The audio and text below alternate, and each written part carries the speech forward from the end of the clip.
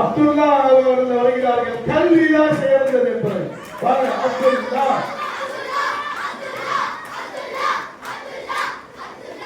நீ எல்லாம் போனா கடைசியா நான் வரேன்டா. நான் சிங்கள நான் வருவேன் சொல்லி சபீர் ரியாசத் அலியுடைய மகனார் முகமது சபீர் அவர்கள் செல்வமே என்று பேசுவதற்கு வருகை தருகிறார்கள். வாங்க சபீர்.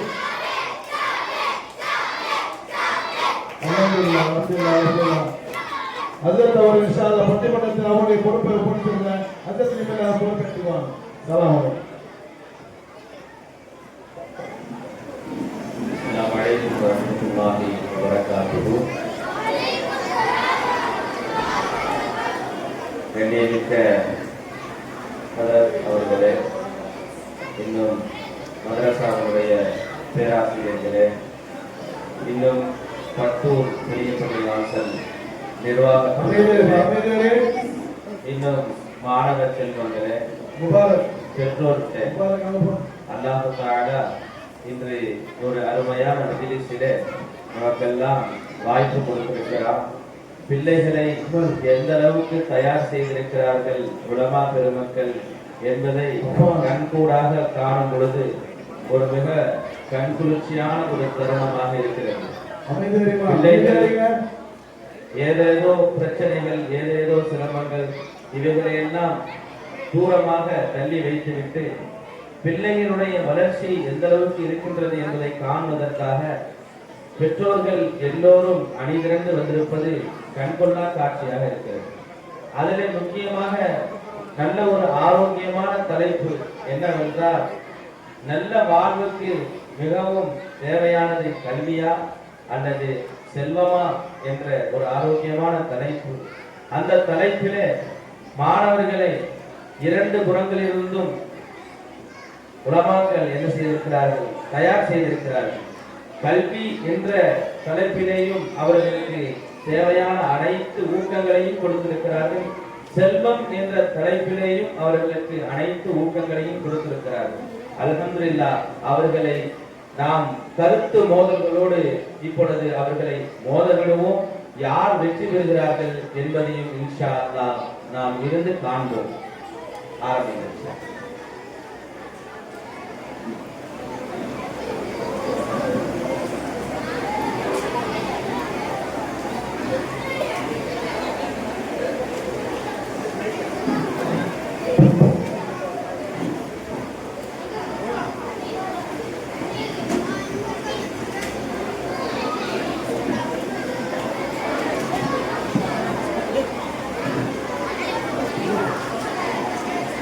முகமது ஆதில் அவர்கள் உயர்ந்த வாழ்வுக்கு உறுதுணையாக இருப்பது செல்வமே என்ற தலைப்பின் கீழ் உரையாற்றுவார்கள். அஸ்ஸலாமு அலைக்கும் வரஹ்மத்துல்லாஹி வபரகாத்துஹு.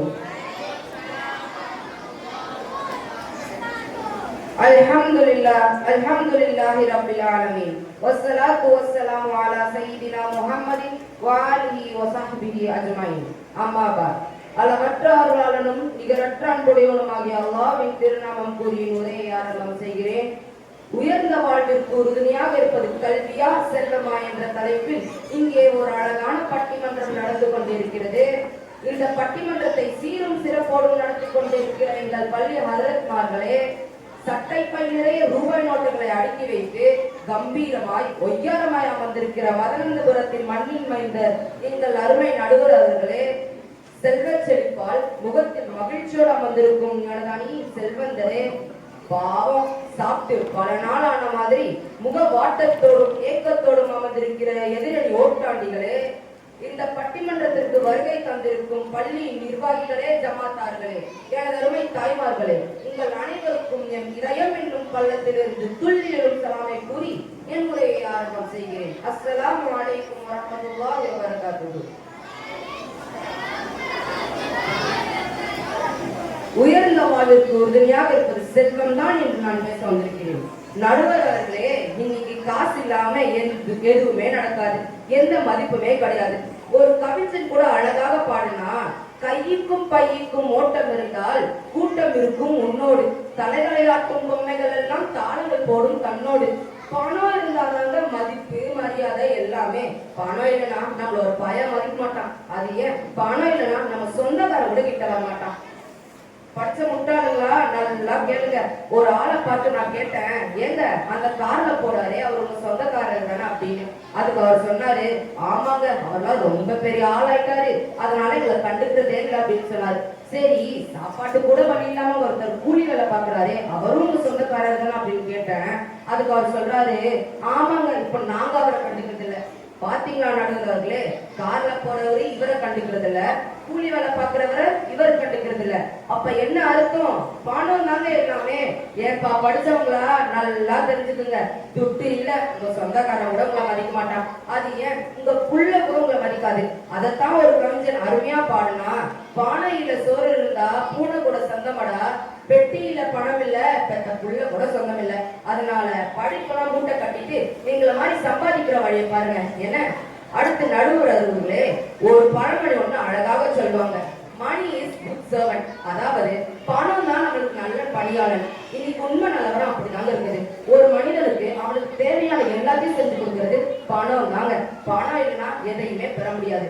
நடுவர் அவர்களே, கல்விதான் வசதின்னு நீங்க பெருசா பேச வந்துட்டாங்களே, நான் கேக்குறேன், நீங்க புடிச்சு பேசுறீங்களே இந்த மைக்கு, நீங்க பணத்தால வந்துச்சா இல்ல உங்க கல்வியால வந்துச்சா? நாம நின்று பேசிட்டு இந்த மண்டபம் நீங்க பணத்தால வந்துச்சா இல்ல உங்க கல்வியால வந்துச்சா? இப்போ அது ஏன் இப்போ மதியம் வயிறு முட்டுற அளவுக்கு சாப்பிட போறோமே அந்த பிரியாணி எங்க பணத்தால வந்துச்சா இல்ல உங்க கல்வியால வந்துச்சா? படிச்சவங்களா சொல்லுங்க, ஏன் மௌனமா உட்காந்துருக்கீங்க? பணம் இல்லாம இதெல்லாம் வருமா? நடுவர் அவர்களே, இதுக்கு மேலேயும் உங்க கல்விதான் பெருசு, படிப்பு தான் ஒஸ்தி, பணம் ஒன்றுத்துக்கும் அதாவது அப்படின்னு சொன்னா எங்களுக்கு எந்த பரிசும் கிடையாது. எப்படியும் நீங்க எங்களுக்கு சாதகமா தான் தீர்ப்பு சொல்ல போறீங்க. அதனால எல்லாத்தையும் நாம எடுத்துக்கலாம். அப்போவாது உங்களுக்கு புத்தி வருதான்னு பார்ப்போம். அது மட்டும் இல்ல நடுவர் அவர்களே, இன்னைக்கு எத்தனையோ அப்பாக்களுக்கு அவர் பெத்த சன் சோறு போடுறது இல்ல, அவர் வாங்குற பென்ஷன் தான் சோறு போடுது. ஒரு ஆள்கிட்ட கேட்டாங்க, ஏங்க உங்ககிட்ட 5 சன் இருக்காங்களே, அதுல எந்த சன் உங்களை கவனிக்கிறாங்க அப்படின்னு. அதுக்கு அவர் சொன்னாரு, எந்த சன்னும் என்ன கவனிக்கல, நான் வாங்குற பென்ஷன் தான் என்ன கவனிக்குது. பாத்தீங்களா நடுவர்களே, இன்னைக்கு நிறைய பேருக்கு கஞ்சி ஊத்துறது இந்த பணமா இல்ல இவங்க படிச்ச கல்வியா? அதனால படிப்பு 10 காசு உதவாது, பணம் தான் எல்லாமே. அது மட்டுமா நடுவர்களே, கல்விதான் பொண்ணு பணம்லாம் பண்ணுன்னு பேச வந்துட்டாங்களே. இன்னைக்கு பணம் இல்லாம நம்மளால எதையாவது செய்ய முடியுமா? பாக்கெட்ல பணம் இல்லாம நம்மளால பஸ்ல தான் போக முடியுமா? இல்ல மார்க்கெட்ல போய் ஒரு 1/4 கிலோ சீனி தான் வாங்க முடியுமா? இல்ல நம்ம ஜமால் பேக்கரியில போய் ஒரு 1/2 கிலோ பருத்தி தான் வாங்க முடியுமா? நம்ம அப்துல்லா பஸ்ல போறோம், கண்டக்டர் கேட்கிறாரு எங்கப்பா போகணும், மேட்டுப்பாளையத்துக்கு போகணும் அப்படின்னு சொல்றான், 35 ரூபாய் அப்படிங்கிறார். உடனே நம்ம அப்துல்லா, ஏய் யார பார்த்து காசு கேட்ட, நான் யாரு தெரியுமா, எம்ஏ பட்டதாரியாக்கோ அப்படின்னு சொன்னா அவர் என்னங்க செய்வாரு, ஏன்பா நீ கலெக்டராவே இருந்துட்டு போ, 35 ரூபாய் இல்லாம பாரிஸ் கூட போக முடியாதுன்னு சொல்லி பட்டு பஸ் அண்டே கழுந்த பிடிச்சி கீழே விட்டு விடாது. அப்புறம் நம்ம அப்துல்லா லோகன் வீட்டுக்கு தான் நடந்து வரணும். அடுத்து நம்ம நாய் மார்க்கெட்டுக்கு போறான், பாய் ஒரு 1/4 கிலோ சீனியை போடுங்கன்னு சொல்றான். அந்த பாயும் சீனியை போட்டுட்டு 15 ரூபாய் அப்படிங்கிறாரு. உடனே நம்ம நாய், பாய் நான் பிகாம் படிச்சுட்டேன், ஞாபகம் போய் காசு கேட்கறீங்களா அப்படின்னு சொன்னா அந்த பாய் என்னங்க செய்வாரு, அப்படியாப்பா என் செல்லம் என் தங்கம் அப்படின்னு கொஞ்சுவாரா இல்ல விளக்கமாத்த தூக்குவாரா? நீங்களே சொல்லுங்க, விளக்கமாத்த தூக்குவாரு. அப்ப இந்த படிப்பை வச்சு ஒரு 1/4 கிலோ சீனி கூட வாங்க முடியலன்னா அப்ப இந்த இளவு படிப்பு எதுக்கு?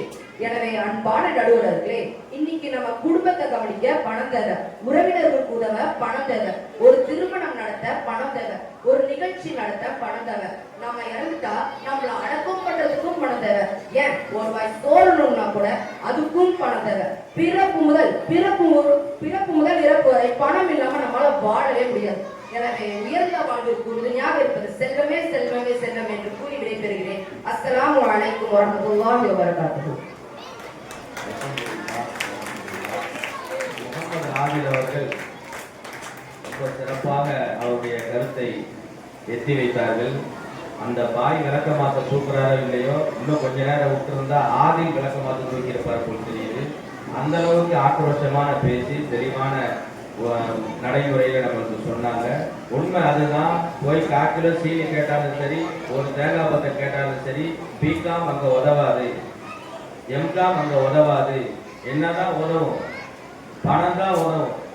போய் காசு கேட்டா நான் பிகாம் படிச்சிருக்கிறேன்னு சொன்னா என்ன செய்யும்? இவர் சொல்ற மாதிரி அவரு விளக்கமாக தூக்க மாட்டார். கையில வச்சிருப்பார் குண்டுக்கல், இந்த எடை போடுறதுக்கு தூக்கி அதை அடிச்சு போடுவார். யாருக்கிட்ட வந்து பிகாமுங்க அப்படின்னா என்ன? காசை காட்டு, நான் உனக்கு என்ன தேவையோ அதை தரேன்னு சொல்லுவார். அதே போல ஸல்லல்லாஹு அலைஹி வஸல்லம் அவங்க சொல்றாங்க, உங்களுடைய பிள்ளைகளை நீங்கள் சீமான்களாக விட்டுட்டு வாங்க.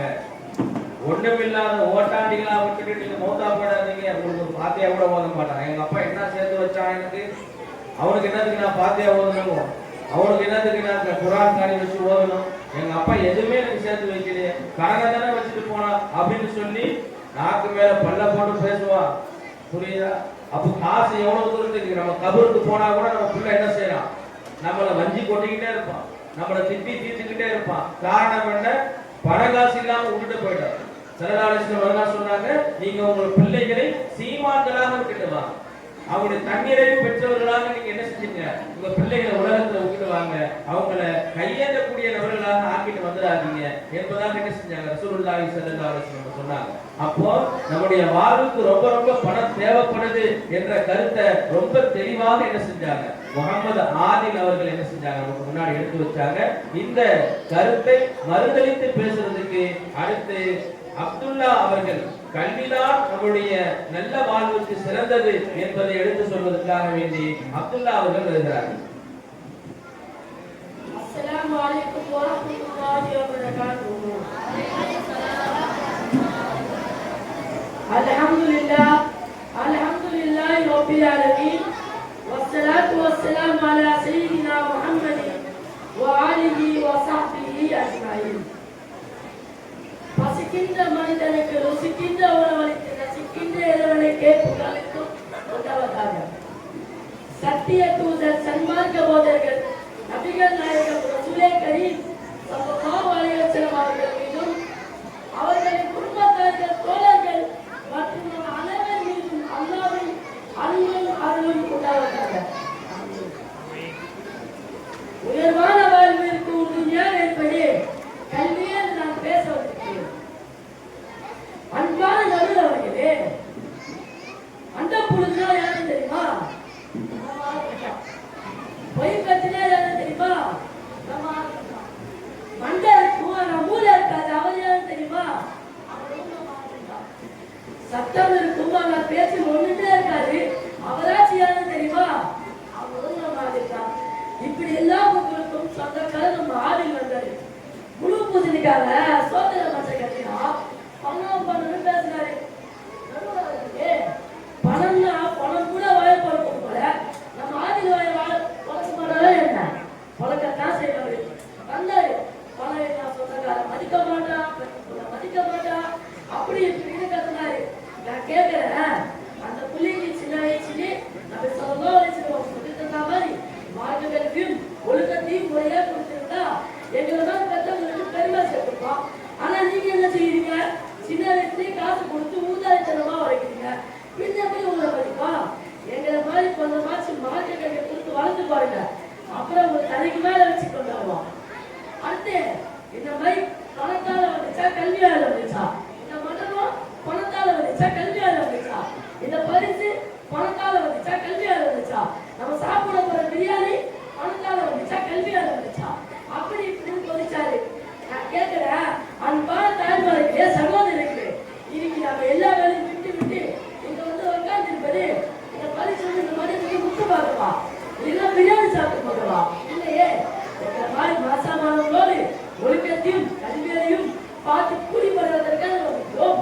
சொல்லுங்க தாய்மார்களே, அப்படின்னா என்ன அர்த்தம்? இந்த மைக் கல்விக்காகத்தான், இந்த மண்டபம் கல்விக்காகத்தான், இந்த பரிசு கல்விக்காகத்தான், நாம சாப்பிட போற பிரியாணி கல்விக்காகத்தான். இப்ப சொல்லுங்களே, நாங்க சொல்லக்கூடிய இந்த கல்வி சின்னதா, இந்த பணம் சின்னதா? கல்வி தானே சின்னது. அடுத்து காசு இல்லாம பஸ்ல போக முடியாதான், அப்படி போனா இறக்கி விட்டுருவானா? ஏன் போக முடியாது? ஏங்க போக முடியாது? இன்னைக்கு ஒரு பரிசு கவர்மெண்ட் வேலை பார்த்துக்கிட்டே இருக்கா, கவர்மெண்ட் அவருக்கு ஒரு சலுகை வருது. நீங்க எங்க வேணாலும் காசு இல்லாம போகலான்னு நாங்களே எங்க படிப்பை வச்சு ஃப்ரீயா மைசூருக்கே போவோம். அதான் வேலை ஆஃப்டர் குடும்பத்துக்கு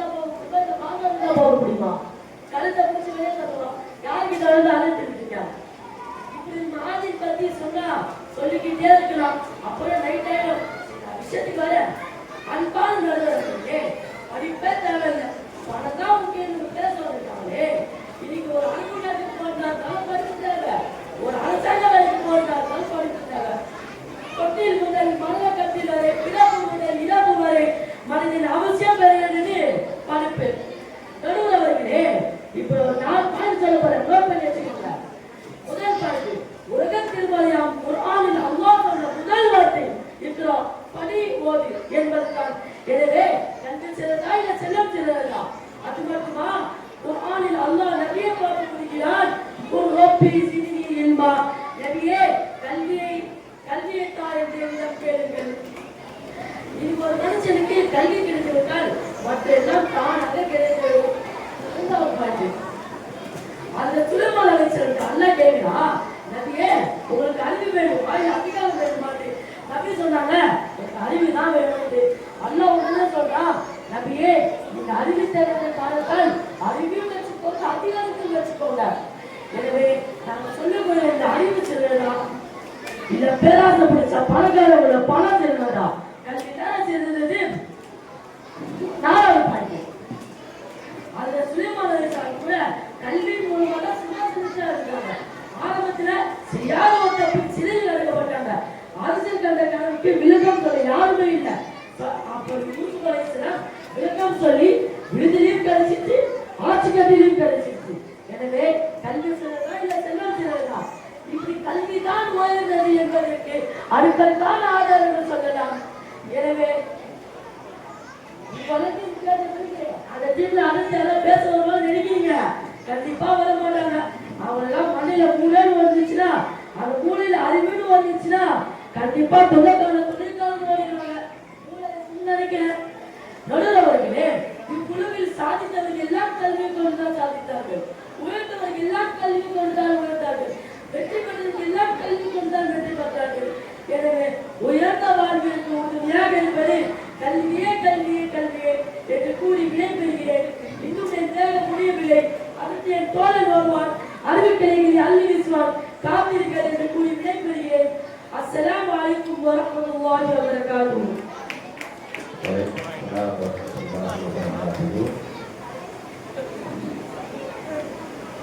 விட்டா அடிச்சு போனவர் போல் தெரியுது. அவரை கூப்பிடுறதுக்கு முன்னாடி எந்திரிச்சு ஓடியாரு.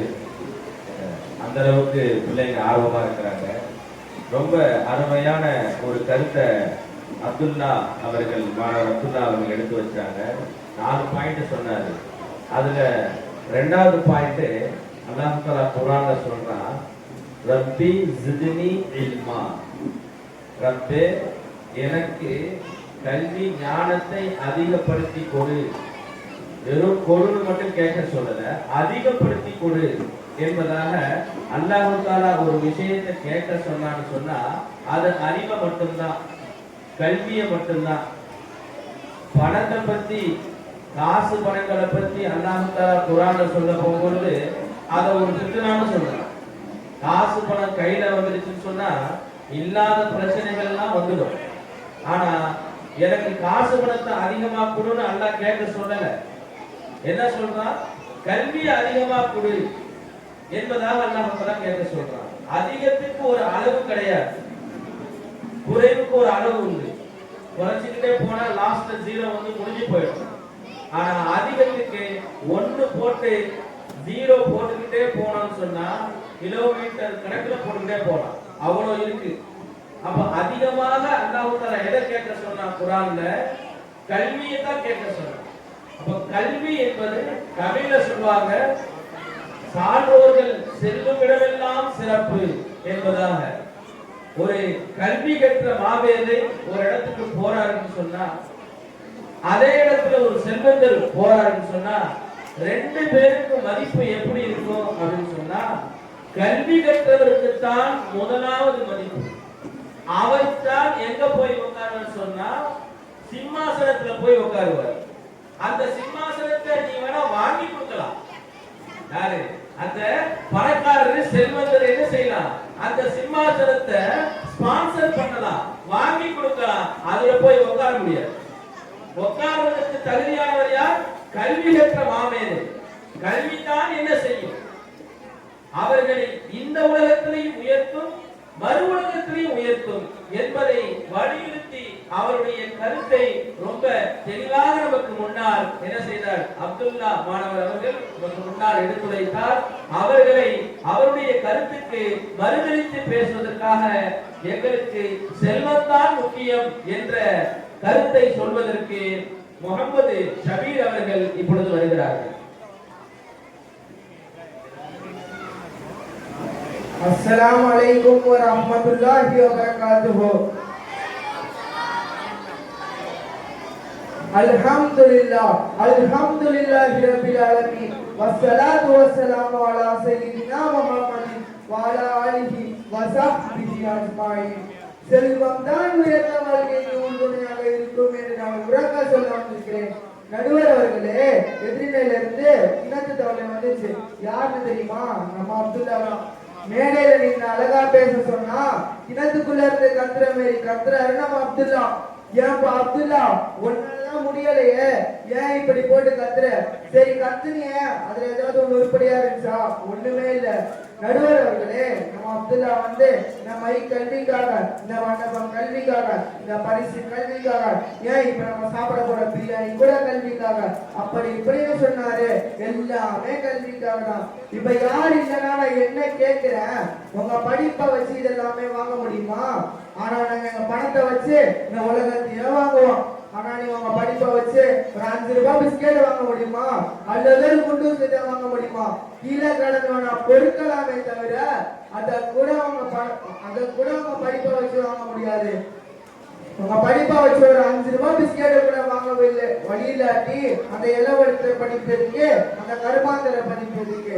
அதனாலதான் நடுவர் அவர்களே, நான் பணத்தை பத்தி பேச வந்திருக்கிறேன். நடுவர் அவர்களே, நீங்க பணத்தால எவ்வளவு நன்மை இருக்குன்னு தெரியுமா?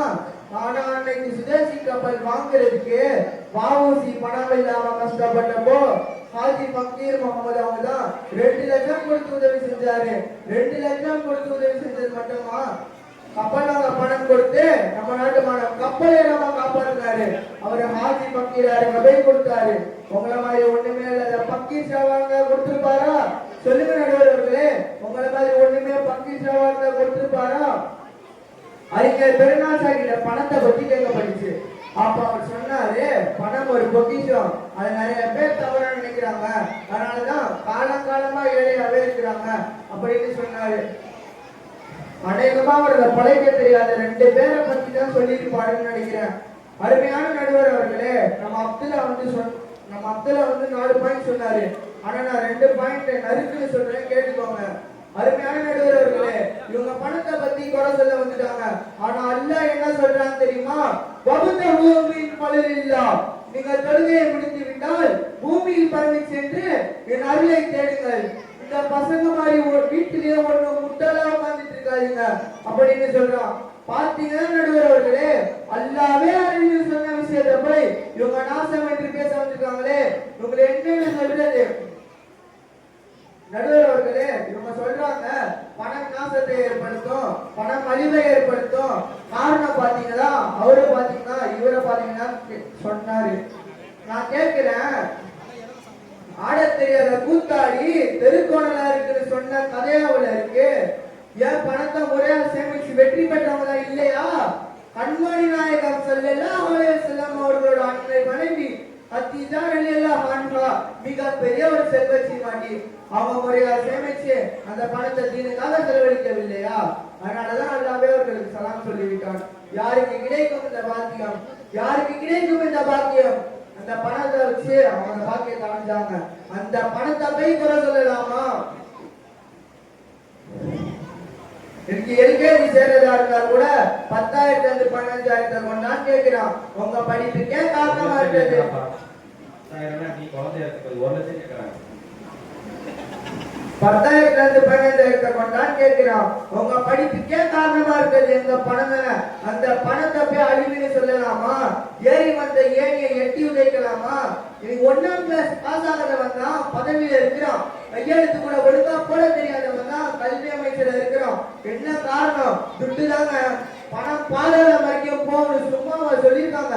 ஏப்பா படிச்ச அறிவாளிகளே, நான் கேட்கிறேன், பணம் தான் பெருசு, படிப்பு தான் பெருசு, பணம் எல்லாம் வெறும் தூசுல பேச வந்திருக்கீங்களே.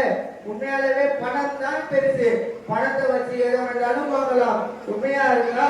கையில ஒரு பைசா இல்லாம கடையில போய் ஒரு டீயை குடிச்சிருவாங்க. சுடுதண்ணியை பிடிச்சி மூஞ்சிலே ஊத்துவானே தவிர உங்களுக்கு டீயை தர மாட்டான்.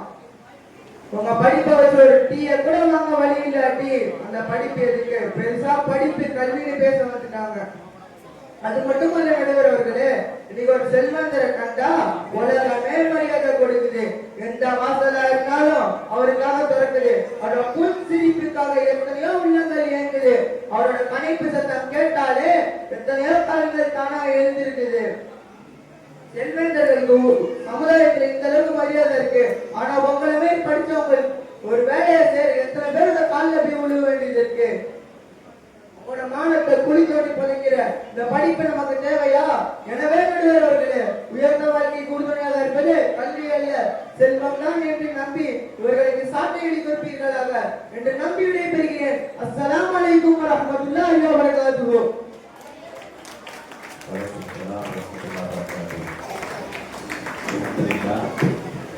நல்வாழ்விற்கு பெரிதும் உறுதுணையாக இருப்பது பணம்தான் என்பதாக அவருடைய கருத்தை நம்மிடத்திலே சொல்லி அமர்ந்திருக்கிறார் முகமது ஷபீர் அவர்கள்.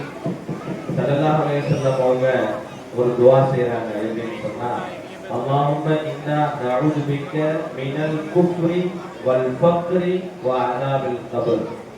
யா அல்லாஹ், உன்னிடத்துல நாங்கள் குஃப்ர் செய்வதை விட்டும் மற்றவரிடத்துல நாங்கள் தேவையாகுவதை விட்டும் அதே போன்று மறுமையில கபருடைய வேதனையை விட்டும் இடத்திலே நாங்கள் பாதுகாவல் தேடுகிறோம் என்பதாக நபி அவர்கள் செஞ்சிருக்கிறார்கள், துஆ செஞ்சிருக்கிறாங்க. இந்த ஹதீஸ்ல நாம ஒரு விஷயத்தை பார்க்கலாம். என்னன்னு சொன்னா, முதலாவது குஃபருக்கு பின்னால நபி அவங்க பக்கரை விட்டு பாதுகாப்பு தேடி இருக்கிறாங்க. பக்கர்னா என்ன? அடுத்தவங்கள்ட்ட போய் கையேந்தி நிக்கிறது, அடுத்தவங்கள்ட்ட தேவையாகி நிக்கிறது. அப்போ இதுல ஒரு இந்த ஹதீஸுக்கு கீழே முஹத்திஸீன்கள் விளக்கம் எழுதுற பொழுது பக்ர் இருந்துச்சுன்னு சொன்னா குஃபர் தானா வந்துருங்கிறாங்க. யாரிடத்திலேயாவது நாம கையேந்தக்கூடிய சூழல் வந்துடுச்சுன்னு சொன்னா குஃபர் செய்வதற்கு நிறைய வாய்ப்பு இருக்குது என்பதாக என்ன செய்யறாங்க, சொல்லி காட்டுறாங்க. கொஞ்ச காலத்துக்கு முன்னால ஒரு மிகப்பெரிய செல்வந்தர் இருந்தார். அவரு ஒரு பெரியவங்களை ஹாஸ்பிட்டல்ல பார்க்க போயிருக்கிறார். கொஞ்சம் கவனமா கேளுங்க, பிள்ளைங்க பேசிக்கிட்டு இருக்காங்க. அதே போல கூட சேர்ந்து பெற்றவங்களும் பேசிருக்க வேணாம். பெற்றவங்க தான் கவனமா தான் கவனிச்சுட்டு இருக்கிறீங்க, பிள்ளைங்களும் கவனி. புரியுதா? ஒரு பெரியவங்க என்ன செய்யறாங்க, ஹாஸ்பிட்டல்ல இருக்கிறாங்க. அந்த நேரத்துல ஒரு பெரிய செல்வந்தர் அவங்கள பார்க்க போறாரு. பார்க்க போயிருக்கக்கூடிய நேரத்துல பக்கத்து பெட்ல ஒரு வயசானவர் ரொம்ப முடியாத சூழல்ல அட்மிட் ஆயிருக்கிறாரு. கூட 2 பொம்பளை பிள்ளைங்க இருக்கு. இத கவனிச்சுக்கிட்டு இருந்த அந்த பெரிய செல்வந்தர் என்ன நடக்குதுன்னு பார்த்துக்கிட்டே இருந்தார். அந்த மாற்று மத நபர்கள் வந்து என்ன செய்யறாங்கன்னு சொன்னா, அவங்க ஜெபம் செய்யறாங்க. இப்ப கூட நடக்கதா செய்யுது. அங்க என்ன செய்யறாங்க, வந்து ஜெபம் செஞ்சுக்கிட்டு இருக்காங்க. உங்களுடைய பிள்ளைகளை நாங்க என்ன செஞ்சிடறோம், கல்யாணம் பண்ணி கொடுத்துறோம். உங்க வாப்பாக்கு இருக்கக்கூடிய செலவுகளை நாங்க பாத்துக்கிறோம். நீங்க என்ன செய்யுங்க, கன்வெர்ட் ஆகி வந்துடுங்க அப்படின்ற மாதிரி அந்த இடத்துல என்ன செய்யுது, பிரெயின் வாஷ் நடந்துருக்கு. இது அந்த செல்வந்தர் கவனிக்கிறார். கவனிச்சுக்கிட்டு இருந்தவரு நேரா காருக்கு போறாரு. அவருடைய செக் புக் எடுத்து வராரு. பிளாங்க் செக் எழுதி கையில கொடுத்துறாரு. நேரா பிள்ளைங்கிட்ட போய், உங்களுக்கு எவ்வளவு தேவையோ நீங்க என்ன செஞ்சீங்க, ஃபில்அப் பண்ணிக்கீங்கம்மா. அந்த அம்மா அந்த பிள்ளைகளுக்கு ரொம்ப ஆச்சரியமா போச்சு. என்ன இப்படி வந்து கொடுத்துட்டாங்களே, பாப்பா ரொம்ப முடியாம கிடக்கிறாரு, 2 வயசு பிள்ளைங்க, ஒரு தம்பி சின்ன பையன் படிச்சுட்டு இருக்கிறான். இதுக்கெல்லாம் செலவுக்கு நமக்கு காசு கிடைச்ச மாதிரி ஆயிடுச்சு அப்படின்னு சொல்லி என்ன செய்யறாங்க, ஆச்சரியப்பட்டு போகும்போது பிளாக் செக் கொடுத்துட்டு பெரிய பணக்காரர், பெரிய பணக்காரர். உலக நாடுகள்ல அவருடைய வியாபாரங்கள் இந்த அளவுக்கு கொடிகட்டி பறந்துருக்கு. அப்ப அந்த செல்வந்தர் கூட வந்த நபர் கேட்டாரு, என்ன இந்த மாதிரி பிளாக் செக் கொடுத்தீங்களே, ஏன் இந்த மாதிரி கொடுத்தீங்க நீங்க அப்படின்னு கேட்கும்போது அவர் சொன்ன வார்த்தை என்ன, இப்ப இந்த பிள்ளைங்க கிட்ட போய் பேசிக்கிட்டு இருக்கிறாங்க. இவங்க பேசிக்கிட்டு இருந்து வறுமையின் காரணமாக நம்ம வாப்பாக்கு முடியாம இருக்கு, நம்மள யார் கல்யாணம் பண்ணி கொடுப்பா? ஒரு சின்ன பிள்ளை பையன் படிச்சுக்கிட்டு இருக்கிறான், சின்ன பையன் தம்பி, அவனும் படிச்சுட்டு இருக்கிறான். இவங்களுக்கு செலவு பண்றதுக்கு நம்மகிட்ட காசு இல்ல, நம்மளுக்கு கல்யாணம் பண்றதுக்கு நம்மகிட்ட காசு கிடையாது. இப்படின்ற சூழல்ல அந்த பிள்ளைங்க இருக்கக்கூடிய நிலைமையில இவங்க போய் பிரெயின் வாஷ் பண்ணிட்டு இருக்காங்க.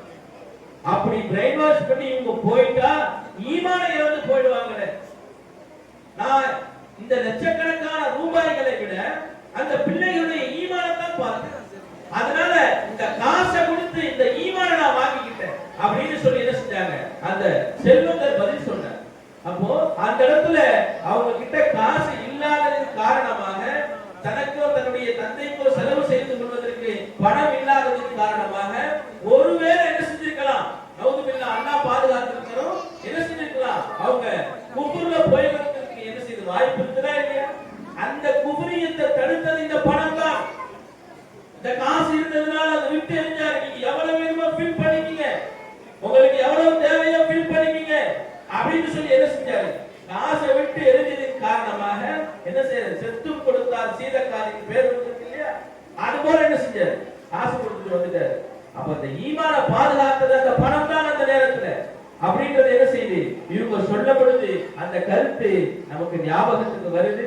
அடுத்தபடியாக இந்த கருத்தை மறுதலித்து பேசுவதற்கு, அதாவது உயர்ந்த வாழ்விற்கு உறுதுணையாக இருப்பது செல்வம் என்ற கருத்தை மறுதலித்து பேசுவதற்கு நயீமுர் ரஹ்மான் கல்விதான் நம்முடைய உயர்ந்த வாழ்வுக்கு உறுதுணையாக இருக்கும் என்ற கருத்தை முன்வைக்க வருகிறார். அஸ்ஸலாமு அலைக்கும் வரஹ்மத்துல்லாஹி வபரகாத்துஹு. எல்லா புகழும் ஏகனாய் வாழும் வல்லோனுக்கே வாழ்த்துகள் அல்லாஹ். அல்ஹம்துலில்லாஹ். கண்மணி நாயகம் ரசூலே ஸல்லல்லாஹு அலைஹி வஸல்லம் அவர்களின் மீதும் அவர்களின் குடும்பத்தார்கள், தோழர்கள் மற்றும் நம் அறிஞர்களின் மீதும் அல்லாஹ்வுடைய அன்பு அருள் உண்டாகட்டுமாக. ஆமீன். அன்பிற்குரிய அல்லாஹ்வின் நல்லடியார்களே, பாசத்திற்குரிய நடுவர்களே, அல்லாஹ் தஆலா தனது திருமறையில் முதல் வார்த்தையாக எதை எனக்கு பெருமை சேர்த்தானோ அதனை பெருமை சேர்க்க வந்துள்ளேன். கண்மை நாயகம் ரசூலே ஸல்லல்லாஹு அலைஹி வஸல்லம் அவர்கள் எந்த கல்வியை கற்றுக் கொடுப்பதற்காகத்தான் நான் வந்துள்ளேன் என்று கூறினார்களோ அந்த கல்வியை உயர்த்தி பெற வந்துள்ளேன். அறிவு கலைஞர் நடுவர் அவர்களே, படிப்பால் இந்த ஊருக்கு பெருமை சேர்த்துக் கொண்டிருக்கிறேன் அப்துல்லாஹ் அவர்களே, மழைக்கு கூட ஸ்கூல் பக்கம் வந்து கை நாட்டங்களே, பேச்சை ஆவலாய் கேட்டுக் கொண்டிருக்கும் அறிவு தீர்களே, உங்கள் அனைவர்களுக்கும் மீண்டும் ஒரு முறை என்னுடைய சலாமை கூறி என் வாதத்திற்கு வருகிறேன். அஸ்ஸலாமு அலைக்கும் வரஹ்மத்துல்லாஹி வபரகாத்துஹு. கல்வி உயர்வை தரும், மேன்மையை தரும் என்றெல்லாம் என் நண்பன் சொல்லியும் அந்த மரமண்ணைக்கு யாரும் நான் என்ன பண்றது? நடுவர் அவர்களே, இவங்க பணம் பணம் பணம் அடையிறாங்களே, அந்த பணம் எந்த அளவுக்கு ஆபத்து தெரியுமா? அந்த பணம் எந்த அளவுக்கு டேஞ்சாமே தெரியுமா? அந்த பணம் எந்த அளவுக்கு வேஸ்ட் சொல்லுமா தெரியுமா? ஒன்னொன்னு நல்லா குறிச்சு வச்சுக்கோங்க. இன்னைக்கு நடுவர் அவர்களே, முதலாவது பாயிண்ட் சொல்றேன். இன்னைக்கு பணத்தா சமைச்சாலே எல்லா நல்ல குணமும் மாறிங்கிறத சொல்லித்தான் தெரிய வேண்டிய அவசியமே இல்லை. அப்படிதான் நசிமா ஜெசிமான்னு ரெண்டு பெண்கள் பேசிட்டாங்க. அடே நசிமா, எப்படி உன் மாமியாருக்கு தன் சாகுபத்தை கொடுக்குறேன்னு ஜெசிமா கேட்டது நசிமா சொன்னானா? அதே கேட்கிற ஒரு நாள் நான் காக்காவளி போனவா நினைச்சேன். அதை பார்த்த என் மட்டும் மாமியார் உடனே சாகுபத்தை எடுத்து என் கையில கொடுத்துட்டா அப்படின்னு சொன்னானா? பாத்தீங்களா நடுவர்களே, இன்னைக்கு பணத்தாசு வந்துட்டாலே எல்லாரோட நல்ல குணமா இப்படிதான் இருக்கும். யாரை எப்படி ஏமாத்தலாம், யாருக்கு எந்த விதத்துல தீங்கு விளைவிக்கலாம் அப்படின்ற எண்ணம் தான் இருக்கும். செல்வத்துக்காக ஒரு நாள் சொல்லுவாங்களா, நல்லா சொல்ல கேட்கணுங்க. இந்த பூட்டி பூட்டி வைக்கிறது உங்களுக்கு சிறப்பையே தராது, யாருக்கு நெருப்பு தான் தரும். அதை நான் சொல்ல அல்லாவே சொன்னா. ரெண்டாவது பாயிண்டா இதை நோட் பண்ணுங்க. நான் சொல்ல அல்லாவே சொன்னா, அல்லாஹ் உண்மைதான் ரசூலாக சொன்னா, யஹ்சலு அன்ன மாலஹு அஃலரா கல்லா லயுஃபதன்ன ஃபில் குதமா. செல்வத்தை சேமித்து வைத்தவன் அது அவனுக்கு நிரந்தரமான வாழ்வை தரும் என்று எண்ணிக்கொண்டானா? இல்லை இல்லை, அவன் நிச்சயமாக உத்தமமான நரகத்தில் தான் வீசப்படுவான். நடுவர் அவர்களே, அபூலஹப் பற்றி அல்லாஹ் என்ன சொல்றான்? மா அஃனா அன்ஹு மாலுஹு வமா கஸப. அபூலஹபின் செல்வங்கள் அவனை காப்பாற்றவில்லை. எனவே செல்வம் என்றைக்கும் நிரந்தரமான வாழ்வே தராது. அதுவே அல்லாஹ் கல்வியை பற்றி கூறும் பொழுது உங்களில் ஈமான் கொண்டவர்களுக்கும் கல்வி ஞானம் கொடுக்கப்பட்டவர்களுக்கும் அவர்களுடைய பதவிகளை நானே உயர்த்துகிறேன் அப்படின்னு அல்லாவே சொன்னான். அதனால்தான் சொல்லுவாங்க, கற்றவருக்கு சென்ற இடமெல்லாம் சிறப்பு, கல்லாதவருக்கு சென்ற இடமெல்லாம் சிறப்பு செருப்பு அப்படின்னு. நடுவர் அவர்களே, அவங்கள்ட்ட கேட்டு சொல்லுங்க, அவங்களுக்கு சிறப்பு வேணுமா இல்ல செருப்பு வேணுமான்னு. சிறப்பு வேணும்னா எங்க பக்கம் வர சொல்லுங்க, இல்லைன்னா அவங்களுக்கு சிறப்பான செருப்பு தான். நடுவர் அவர்களே, தங்கம் தங்கம் அலையிறாங்களே, செல்வம் செல்வம் குதிக்கிறாங்களே, அந்த தங்கத்துக்கும் செல்வத்துக்கும் உண்மையான அர்த்தம் தெரிஞ்சா இப்படி குதிக்கவும் மாட்டாங்க, தூப்பாடு போடவும் மாட்டாங்க. அர்த்தம் தெரியாம ஆட்டம் போடுற முட்டாள்களே, நல்லா சொல்றேன்னு கேளுங்க. கேட்டு இதை திருக்கிறதுக்கு வழியா பாருங்க. நீங்க செல்வம் செல்வம் சொல்றீங்களே, அது செல்வம் கிடையாது. செல்வம் செல்வம் சென்று கொண்டே இருக்கும் அப்படின்றது தான் அர்த்தம். அதே மாதிரி தங்கம் தங்கம் சொல்றீங்களே, அது தங்கம் கிடையாது. தங்கம் தங்கம் எங்கேயும் தங்கம். நம்ம ஷபீர் பாய் கிட்டயும் தண்ண மாட்டோம், நம்ம ஆதில் பாய் கிட்டயும் தண்ண மாட்டோம். அதாவது எங்கேயும் நிரந்தரம் இல்லைன்னு அர்த்தம். பாத்தீங்கன்னா கேரண்டி இல்லாத ஒரு நிரந்தரம் இல்லாத ஒரு விஷயம் சொல்றாங்களே, அவங்கள பைத்தியக்காரன்னு சொல்றதா இல்ல ஒண்ணு தெரியாத முட்டாள்கள் சொல்றதா? நீங்களே சொல்லுங்க நடுவர்களே. நடுவர்களே, 3வது பாயிண்டா சொல்றேன். கல்வி இருக்கு, அது கொடுக்க கொடுக்க பெருகும். ஆனா செல்வம் கொடுக்க கொடுக்க பெருகும், அது செய்ய பண்ணிக்கிட்டே தானே போவோம். அதை போறாரே, அவர் ஒரு காலத்துல செல்வந்தரா இருந்தாரு, அதாவது லட்சாதிபதியா இருந்தாரு, இப்ப கொடுத்து கொடுத்து அவர் பிச்சாதிபதி ஆயிட்டாரு அப்படின்னு சொல்லலாம். அதுவே ஒரு படிச்சா உஸ்தாதை பார்த்து அவர் ஒரு காலத்துல உஸ்தாதா இருந்தாரு, அவர் சொல்லி கொடுத்து அப்ப இந்த படிப்பெல்லாம் போய் அவர் மாணவர் ஆயிட்டாரு அப்படின்னு சொல்ல முடியுமா? நடுவர்களே, உங்களே இருக்கவங்க, நீங்க எத்தனை பேர் சொல்லி கொடுத்துருக்கீங்க? உங்கள்கிட்ட இந்த படிப்பெல்லாம் போயிருக்கா? இல்லையே. நீங்க எதுவும் உஸ்தாதா தானே இருக்கீங்க, நீங்க உயர்ந்துட்டே தானே போறீங்க. எனவே நடுவர் அவர்களே, கொடுக்க கொடுக்க குறையிற செல்வம் பெருசா இல்ல கொடுக்க கொடுக்க அதிகமாக கல்வி பெருசா? நீங்களே சொல்லுங்க நடுவர் அவர்களே. நடுவர் அவர்களே, அதெல்லாம் நம்ம ஷபீர் பாய் சொன்னாரு. இந்த 4வது பாயிண்டா வச்சுக்கோங்க. நம்ம ஷபீர் பாய் வந்து சொன்னாரு, செல்வம் இருக்கவங்க எங்க போனாலும் மரியாதை, ஆனா நாங்க படிச்சுட்டு ஒரு வேலைக்கு போறவங்க பல பேர் கால விட வேண்டியதா இருக்கு அப்படின்ட்டு. இதற்கான காரணம் யாரு? நம்ம ஷபீர் பாய் மாதிரியான ஆளுங்க தானே. ஷபீர் பாய் மாதிரியான ஆளுங்க மக்களுக்கு சேவை செய்யறதுக்காக வழங்கப்பட்ட கல்வி மற்றும் ஆகிய எல்லாத்தையும் வியாபாரமா பார்த்து அது செல்வம் அறையிறதுனால இந்த மாதிரி ஆயிப்போச்சு. இதை உங்களால மறைக்க முடியுமா? ஏன் தலையை சொல்ல போட்டீங்க? புரியுதா? நடுவர்களே, சொல்ற மாதிரி செல்வம் சிறப்படையலாம். எப்ப தெரியுமா? அது கல்விக்காக செலவழிக்கும் போதுதான். அதான் பிராங்கின் என்ற அறிஞர் சொன்னா, செல்வம் கல்விக்காக செலவழிக்கப்பட்டால்தான் சிறப்பை தரும், இல்லை என்றால் இந்த செல்வம் வீணாகிறான் அப்படின்னு ஒரு அறிஞர் சொன்னாரு. எனவே நடுவர் அவர்களே, செல்வம் கல்விக்காக செலவழிக்கப்பட்டால்தான் சிறப்பை தரும். இந்த செல்வத்துக்கு பெருமை சேர்க்கிறதே கல்வி தானங்க. இதை நம்ம புரிஞ்சுக்கணும். நடுவர் அவர்களே, 5வது பாயிண்டா உங்களுக்கு ஒரு கேள்வியா கேட்கிறேன். நம்ம மூசா அலைஹிஸ்ஸலாம்ட்ட கடலுக்கு போங்க, கடல்ல இப்ராஹீம் நபி அலைஹிஸ்ஸலாம் அவங்க இருப்பாங்க, அவங்கள்ட்ட போக சொன்னாங்க. எதுக்காக? 10,000 வாங்குவா இல்ல 10 நகை தான் வாங்குவா? இல்லையே, கல்வியை கற்பதற்காகவும் அறிவை வளர்ப்பதற்காகவும் தானே. எனவே நடுவர் அவர்களே, நான் 6 பாயிண்ட் சொல்லியிருக்கேன், இதெல்லாம் 5 பாயிண்ட் சொல்லியிருக்கேன். இதெல்லாம் கேட்டு எதிரணிக்கு தீர்ப்பு கொடுத்தீங்கன்னா நீங்க எப்படி வெளியே போறீங்கன்னு பார்ப்போம். எனவே உயர்ந்த வாழ்வில் என்பது கல்வியை கூறி விதை தெரிவிங்க. அஸ்ஸலாமு அலைக்கும்.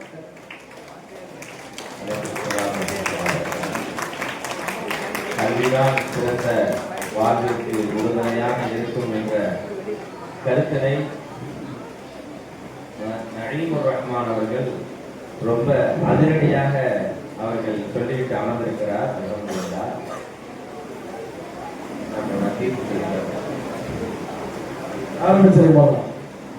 கல்விதான் என்ன செஞ்சிருக்காங்க, இவங்க சொல்லியிருக்கிறாங்க. அதுல சில கருத்து என்னன்னு சொன்னா, ரசூலுல்லாஹி ஸல்லல்லாஹு அலைஹி வஸல்லம் அவர்கள் போர்ல கைது செய்யப்பட்ட ஆரம்ப காலத்துல போர்ல கைது செய்யப்பட்ட பிணை கைதிகளுக்கு கையில காசு வாங்கிக்கிட்டு விட்டுருவாங்க. அதாவது பிணைய காசு வாங்கிக்கிட்டு 1 லட்சம் தினாரு 5 லட்சம் தினாரு அவங்களுடைய வசதிக்கு ஏற்ப மாதிரி என்ன செய்வாங்க, காசு வாங்கிக்கிட்டு ஒரு பழக்கம் இருந்துச்சு. ஒரு கத்தல் செஞ்சிருவாங்க. அப்படி இல்லைன்னு சொன்னா என்ன செஞ்சிருவாங்க, கைதிகளாக பிடிச்சிட்டாங்கன்னு சொன்னா அவங்க கிட்ட காசு பணத்தை வாங்கிக்கிட்டு விட்டுடுவாங்க. அப்படி ஒரு பழக்கம் இருந்துச்சு. அதுக்கு பின்னால என்ன செஞ்சாங்கன்னு சொன்னா, ஒரு காலத்துல ரொம்ப படிப்பறிவு ரொம்ப கம்மியாக என்ன செஞ்சாங்க, சஹாபாக்கள் இருந்தாங்க. அப்போ போர் கைதிகளால் கைது செய்யப்பட்ட அறிவு நிறைந்த படிக்க தெரிந்த நபர்களை இவங்களுக்கு நீங்க படிப்பு சொல்லி கொடுத்துட்டு நீங்க என்ன செஞ்சுக்கலாம், விடுதலையாகி போயிடலாம், காசு தேவையில்லை. என்ன சொல்லிட்டாங்க, நீங்க என்ன செய்யுங்க, 1 2 தான் என்னன்னு சொல்லி கொடுங்க, அங்க இருக்கும்போது அடிமாத்தானா என்னன்னு சொல்லி கொடுங்க அப்படின்னு அவங்களுக்கு படிப்பு சொல்லி கொடுக்க சொன்னாங்க. படிப்பு சொல்லி கொடுத்துட்டு நீங்க பிணைய காசுலாம் ஒண்ணும் கொடுக்க வேணாம், நீங்க என்ன செய்யலாம், விடுதலையாகி போயிடலாம் அப்படின்னு சொல்லி என்ன செஞ்சாங்க, ரசூலுல்லாஹி ஸல்லல்லாஹு அலைஹி வஸல்லம் ஒரு ஆப்ஷன் கொடுத்தாங்க. அங்க இருக்கக்கூடிய நபர்கள் என்ன செஞ்சாங்க, அவங்களுக்கு படிப்பை சொல்லி கொடுத்து போர் கைதிகளை பள்ளிக்கூடங்களாக மாத்தினார். போர்க்கைதிகள் என்ன செஞ்சாங்க? படிப்பு சொல்லி கொடுக்கக்கூடிய உஸ்தாதாக மாற்றி சஹாபாக்களுக்கு படிப்பை சொல்லி கொடுத்து ரசூலுல்லாஹி ஸல்லல்லாஹு அலைஹி வஸல்லம் அவர்களை விடுதலை செய்தார்கள். அப்போ படிப்பு என்பதுதான், கல்வி என்பதுதான் நல்ல வாழ்விற்கு எப்பவும் உறுதுணையாக இருக்கும். அன்பர் சொன்னாரு, அந்த வஉசி சிதம்பரனார் கப்பல் வாங்கினார் சொல்லிட்டு, கப்பல் வாங்க முடியும், ஓட்டணுமா இல்லையா? கப்பலை வாங்கி வீட்டுல வச்சுக்க முடியும், ஓட்டணும்னா அது சார்ந்த அறிவு இருக்கணும். அங்க போய் நீ என்ன அப்படின்னு சொல்லிட்டு அது என்ன இதுல சுவிட்ச் போட்டு பார்த்துக்கிட்டு என்ன ரவுண்டா இருக்குன்னு கேட்டுட்டு இருந்தா என்னைக்கு ஓட்டி எங்க போறது? அப்ப அது சார்ந்த அறிவு தேவை.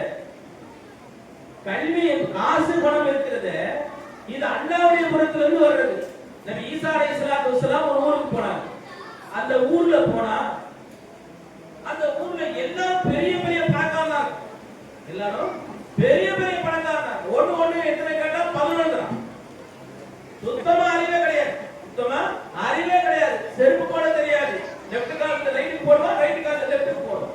அப்ப ஈசா அலைஹிஸ்ஸலாத்து வஸலாம் கேட்டாங்க, யாருன்னா என்ன இவங்களுக்கு சுத்தமா அறிவே இல்லை, ஆனா பெரிய பெரிய மாளிகை கட்டி கோபுரங்கள் கட்டி வாழ்றாங்க, இவங்க எப்படி இந்த சொத்து சேர்ந்தாங்க? இவங்க கிட்ட இவ்வளவு பெரிய சொத்து பண வசதி எப்படி வந்துச்சு அப்படின்னு என்ன செஞ்சாங்க? ஈசா அலைஹிஸ்ஸலாத்து வஸலாம் கேட்டாங்க.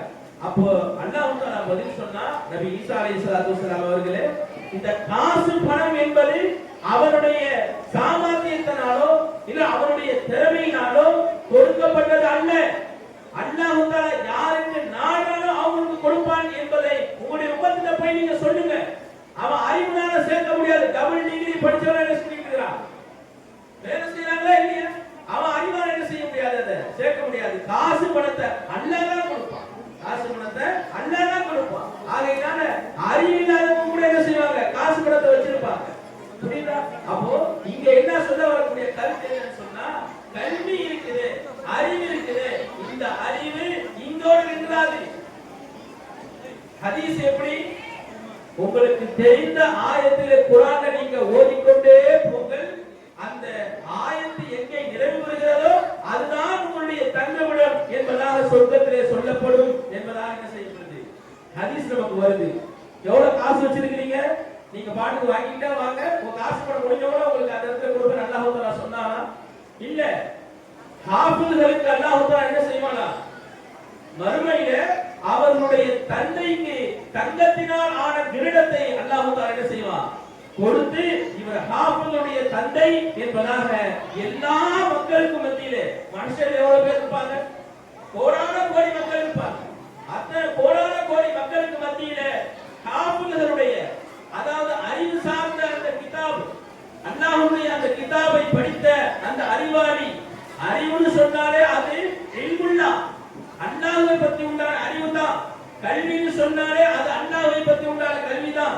மித்த எல்லாம் கலைகள், கட்டிடக்கலை, மருத்துவக்கலை, இதெல்லாம் கலை. அறிவுன்னு சொன்னாலே, கல்வின்னு சொன்னாலே அது அல்லாஹ்வை பத்தி உண்டான கல்விதான். புரியுதா? அந்த கல்விக்கு அல்லாஹ் தஆலா எவ்வளவு பெரிய மதிப்பு கொடுக்கிறான், அவன் தந்தைக்கு எவ்வளவு பெரிய மதிப்பு கொடுக்கிறான். ஒரு ஹாஃபில் 10 நபர்களை என்ன செய்யலாம்? தான் யாரை யாருகிறாரோ அந்த 10 நபர்களை சொர்க்கம் கொண்டு செல்லலாம். ஒரு ஆலிம் 50 நபர்கள் என்ன செய்யலாம்? ஹாஃபிலாக இருந்தா 50, ஆலிமாக மட்டும் இருந்தா 40. புரிஞ்சா? இப்ப அந்த 40 பேர் என்ன செய்யலாம்? ஒரு ஆலிம் சொர்க்கம் கொண்டு போயிடலாம். அங்க போயிட்டு, யாருன்னா என்கிட்ட 2 லட்சம் கோடி இருக்குது, கொஞ்சம் எனக்கு சொர்க்கத்துக்கு கொடுக்குறியா? ஒழுங்கு மரியாதை வெளியே போயிடுன்னு சொல்லுவான். ஒழுங்கு மரியாதை வெளியே போயிடுன்னு சொல்லுவோம். காசை வச்சுட்டு எது செய்ய முடியாது. அந்த இடத்துல கேட்பானா அல்லாஹ் தஆலா, வாசத்தக வஅகுமின ஸாலிஹீன், யாருன்னா எங்களை கொஞ்சம் அனுப்பிவிட, உலகத்துக்கு கொஞ்சம் அனுப்பிவிட, இருக்கிற காசு பணத்தை எல்லாத்தையும் செலவு செய்து நான் நல்ல மனிதர்களாக ஆயிடுறேன் அப்படின்னு அல்லாஹ்ட்ட கேட்பானா? கொடுக்கப்பட்ட வக்து முடிஞ்சு போச்சுன்னு சொல்லிடுவான் அல்லாஹ். அப்போ எங்க கூட உதவக்கூடியது கல்விதான், எங்க கூட மறுமையின் கல்விதான் உதவும். புரியுதா? ஆகையினால சொத்து, அதாவது சொத்து பணங்கள், காசு பணங்கள் கொடுக்கப்பட்டவர்கள் பெரிய பெரிய அதாபத்தை மாட்டிக்கிட்டாங்க. அல்லாஹ் தஆலா அவருடைய சுன்னத் என்னன்னு சொன்னா, யாரையாவது அல்லாஹ் கபூல் செய்யணும்னா வறுமையை கொடுப்பான். யாரையாவது கபூல் செய்யணும்னா வறுமையை கொடுத்துருவோம். வறுமையை கொடுத்துருவோம். காசு பணத்தை கொடுக்க மாட்டோம். நாம என்ன செய்வோம்? பிள்ளைய பிடிச்சிருக்குன்னு சொன்னா இந்தாப்பா 200 ரூபாய் வச்சுக்க, ஏதாவது வாங்கி சாப்பிடுப்பா அப்படின்னு நம்ம சொல்லுவோம் இல்லையா? காசு கொடுப்போம். ஆனா அல்லாஹ்வுக்கு ஒரு நபரை பிடிச்சிட்டா காசு பணத்தை எடுத்துடுவாங்க. ஆப்போசிட்டா இருக்கா இல்லையா? என்ன ஆப்போசிட்டா இருக்கு. ஆனா காசு பணத்தை அல்லாஹ் தஆலா கொடுக்க மாட்டான். ஒரு காலம் வரும், ஒரு காலத்துக்கு பின்னால் அல்லாஹ் தஆலா கொடுக்கும். அவங்களுக்கு தேவையான அறிவு, அவங்க தேவையான அந்த இல்மு பொக்கிஷத்தை கொடுத்ததுக்கு பின்னால காசு பணத்தை கொடுக்கும். புரிஞ்சா? அப்ப முதலாவது எதுதான்? கல்விதான் முக்கியம். முதலாவது கல்விதான் முக்கியம். கல்வி இல்லாம என்ன செய்ய முடியாது? எந்த ஒரு பெரிய பணக்காரர் இருந்தார், பெரிய பணக்காரர் கையில 1.5 லட்சம் ரூபாய் போன் வச்சுக்கிட்டு இதுல எப்படி ஓபன் பண்றது தெரியலங்கிறது எடுத்துட்டு 1.5 லட்சம் ரூபாய்க்கு போன் வாங்கிட்டாரு. போன் வாங்கிட்டு இது எப்படி ஓபன் பண்றது சொல்லி நம்ம கிட்ட கொண்டு வர, நமக்கு என்ன தெரியாது பத்தி புரியுதா? இந்த மாதிரி செய்யுங்க. அவ்வளவுதான். 1.5 லட்சம் ரூபாய்க்கு வாங்கினீங்க, உங்களுக்கு தெரியல படைக்கணும். அப்ப முதலாவது எது தேவைப்படுது? கல்வி தேவைப்படுது. உலகளாவிய விஷயத்துல இருந்தாலும் சரி, மறுமையினுடைய விஷயத்துல இருந்தாலும் சரி, கற்றவர்களுக்கு தான் சிறப்பு. கல்வி கற்றவர்களுக்கு தான் சிறப்பு. ஆகையினால நீங்க உங்களுடைய பிள்ளைகள் எல்லாம் கல்வி கற்க என்ன செஞ்சிருக்கீங்க? அனுப்பி இருக்கிறீங்க. அல்லாஹ் தஆலா அந்த பிள்ளைகளை கபூல் செய்யணும். அல்லாஹ் தஆலா இந்த கல்வியை அல்லாஹ் கபூல் செஞ்சு உங்களுக்கு அல்லாஹ் தஆலா மறுமையில கிரீடம் அமைப்பான் இன்ஷா அல்லாஹ். புரிஞ்சா? அப்ப கல்வியால் என்ன செய்யக்கூடியது? இம்மையிலும் மறுமையிலும் பலன் கொடுக்கக்கூடியது. காசு பணங்களை சேர்த்தவர்களை எல்லாம் அல்லாஹ் தஆலா அடியோடு அழித்தான். பெரும் பணக்காரர் காரூன், அவர்கிட்ட இல்லாத பணமா? மூசா அலைஹிஸ்ஸலாத்து வஸலாம் அவங்க எதிர்த்து பேச வச்சது அவருடைய காசு. மூசா அலைஹிஸ்ஸலாம் துஆ செஞ்சாங்க, யா அல்லாஹ் காரூனை தண்டிச்சிடு என்பதாக துஆ செஞ்சோட அந்த பூமி காரூனுடைய காலை அப்படியே பிடிச்சிடுச்சு. உடனே அவன் சொன்னான், நபி மூசா அவங்களே, என் காசு பணத்துக்கு ஆசைப்பட்டு நீங்க என்ன பிடிச்சிட்டீங்களா இந்த மாதிரி அப்படின்னு கேட்டான். என் காசு பணம் உங்களுக்கு தேவைப்படுதா? அதை எடுக்கிறதுக்காக நீங்க இந்த மாதிரி என்ன செஞ்சிட்டீங்களாங்க? உடனே அல்லாஹ்ட்ட துஆ செஞ்சாங்க, யா அல்லாஹ் அவனை மட்டும் இல்ல அவனுடைய காசு பணத்தையும் சேர்த்து பூமிக்குள்ள அனுப்பிடுன்னு சொன்னான்.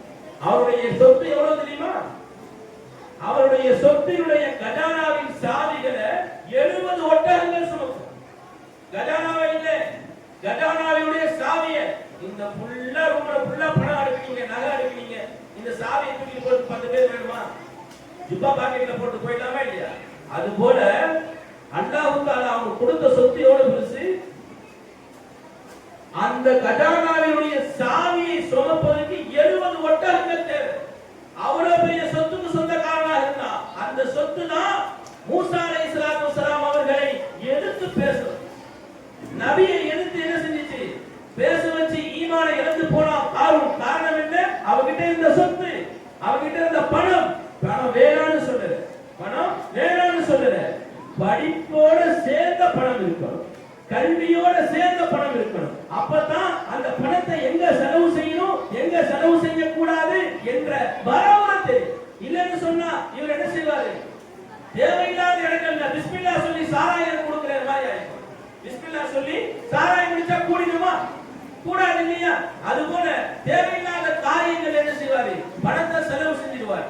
ஆகையினால எப்போதும் பணம் தேவை, கல்வியோட சேர்ந்த பணம் தேவை. முதலாவது நல்ல வாழ்விற்கு உறுதுணையாக இருப்பது கல்விதான் என்று சொல்லி இந்த உரையை நிறைவு செய்கிறேன். வாஹிரு தஅவானா அல்ஹம்துலில்லாஹி ரப்பில் ஆலமீன். அஸ்ஸலாமு அலைக்கும் வரஹ்மத்துல்லாஹி வபரகாத்துஹு. மாஷா அல்லாஹ்.